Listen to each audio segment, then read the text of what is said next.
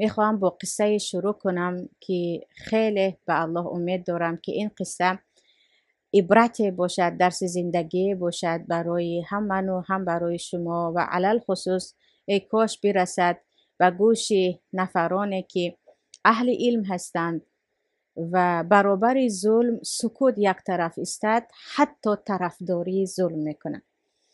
عزیزان، حسن بصری از علمای مشهور تابعین هستند که در خانه ام المؤمنین همسر پیامبر ام سلمه بزرگ گشتند و حسن بصری در زمان خود از نابغه های بودند که همه وقت نام حسن را میشنید دیگر میدونست که این انسان کی هست و چی هست. یعنی خیلی شهرت داشتن با علم خود و با زهد خود، یعنی از اینکه ترک دنیا و ترک مال دنیا کرده بودند و تمام عمر خود را در علم و در طلب علم و در دادن علم و در کمک به مردم صرف کرده بودند.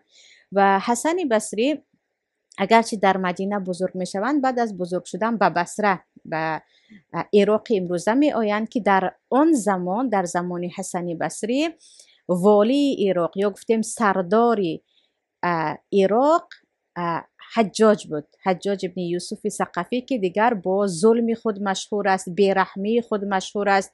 این یک والی یا گفتیم یک رئیس شهر بود که نه از خون صحابه می ترسید و نه از خون عالم می ترسید و به خاطر منصب و تخت خود و آن خلفای اموی به هر چیز قادر بود. یعنی هیچ رحمی هم نداشت و هیچ شوقتی هم نداشت.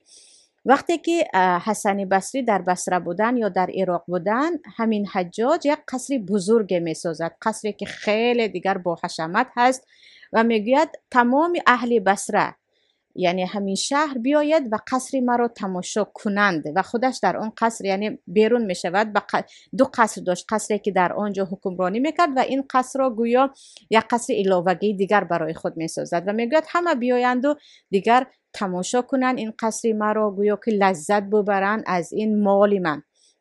حسن بصری این فرصت را غنیمت میدانند که آن روز تماشای قصر حجاج است و مردم به کوچه میبرایند. حسن بصری هم همراه مردم میبرایند و بعد از اینکه کمی به قصر حجاج نگاه میکنند، به بلندی میبرایند و با صدای بلند خطبه خواندن را شروع میکنند، یعنی وعظ گفتن را، و میگویند در حقیقت همگان تماشا کردیم آن چیزی که این پلیدیان ساخته است. یعنی حجاج را در نظر دارند، یعنی این شخصی که با این همه گناه اینقدر پلید است و دست او اینقدر به خون علما پیچیده است، دیدیم که چی ساخته است. مگر فرعون از این بالاترش را نساخته بود؟